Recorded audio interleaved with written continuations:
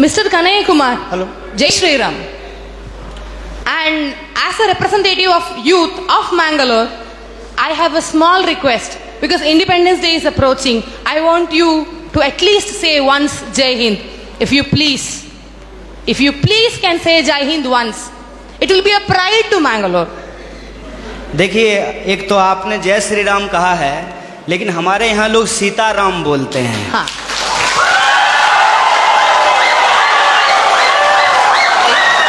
Sitaram. Excuse me,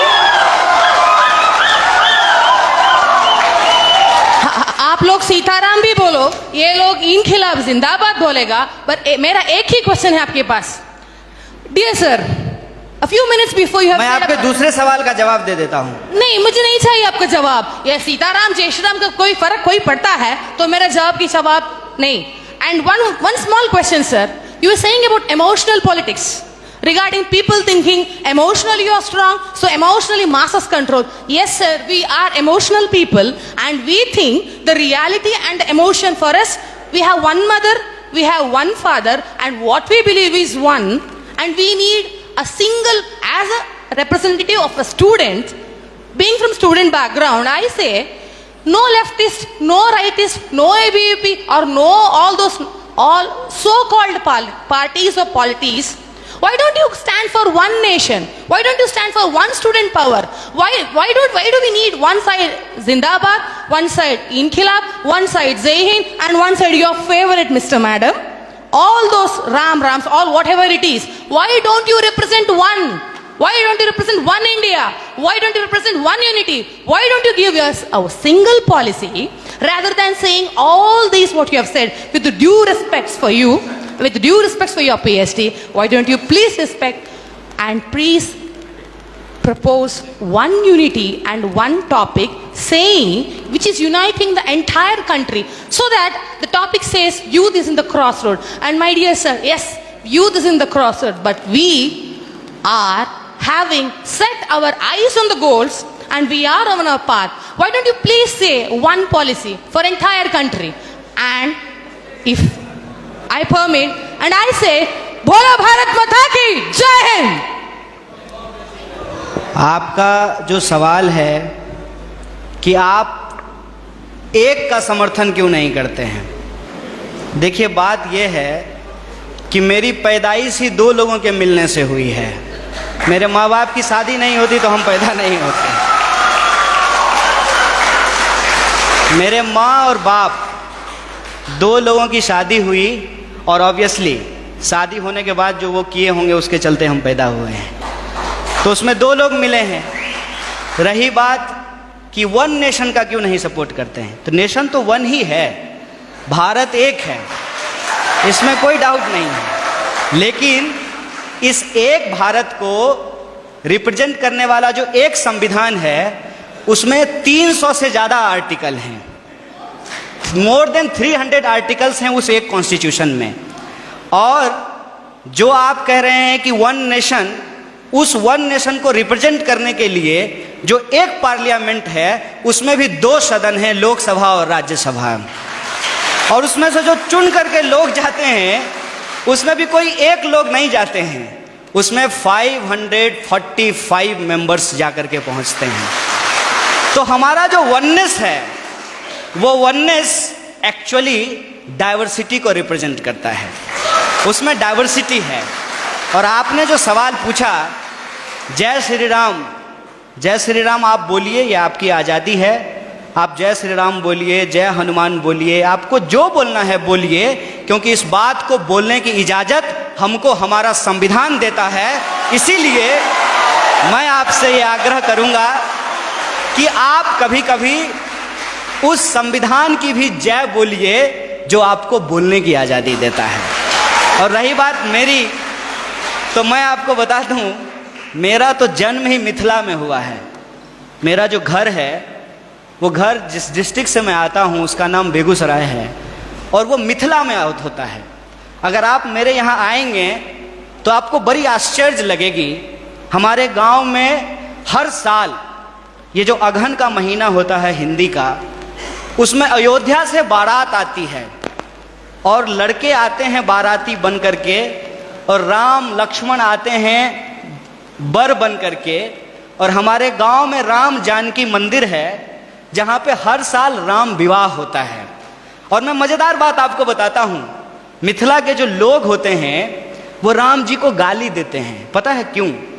क्योंकि मिथिला राम जी का ससुराल है और इस लिहाज से वो राम जी को मजाक करते हैं।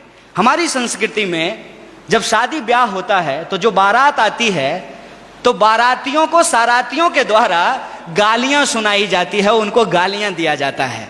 जब आप हमारे यहाँ आएंगे तो आपको बड़ा आश्चर्य लगेगा कि राम जो भगवान हैं उनको स्वागत में लोग गालियां दे रहे हैं। ये हमारा ट्रेडिशन है। और हम जिस संस्कृति जिस कल्चर में पले बढ़े हैं वहां कभी भी किसी भी भगवान को अकेले नहीं याद किया जाता है। आपने कहा ना वननेस, उनको अकेले नहीं याद किया जाता है। हमेशा राम को सीता के साथ और राधा को कृष्ण के साथ याद किया जाता है। ये हमारी परंपरा रही है। ये बड़ी आश्चर्य की बात है कि आप यूथ हैं और जो है मैं तो पीएचडी कर लिया और मैं उम्मीद करता हूं कि आप भी पीएचडी कर पाएं। अगर आप पीएचडी करें तो मेरा आपसे ये आग्रह होगा कि आप इस देश में जितने रामायण लिखे गए हैं कम से कम उन रामायणों पे ही आप पीएचडी कर लीजिए।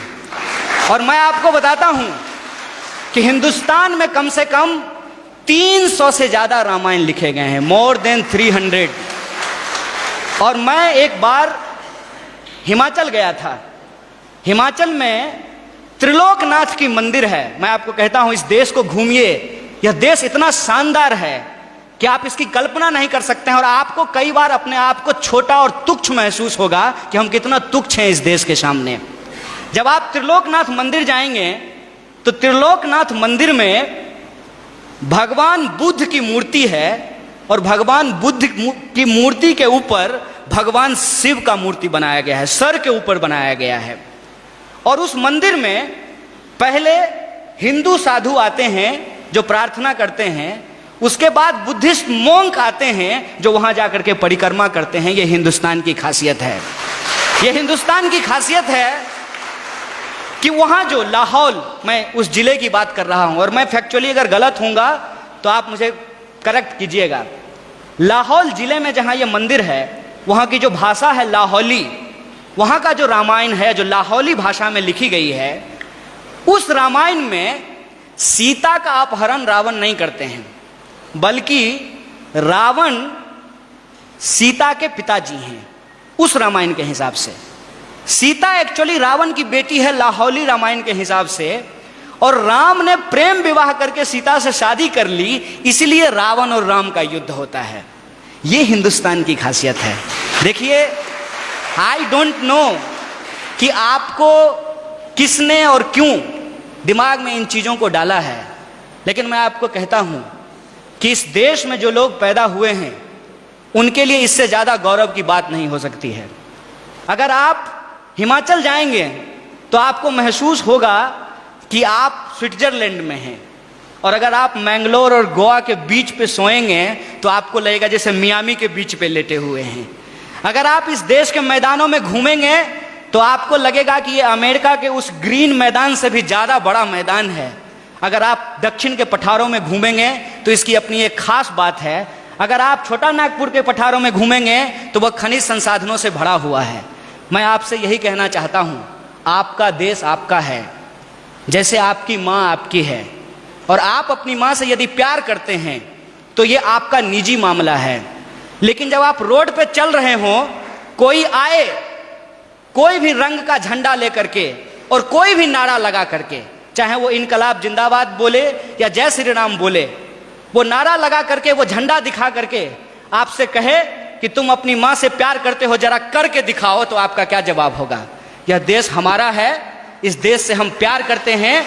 और हमारे लिए इस बात को याद कीजिएगा, हमारे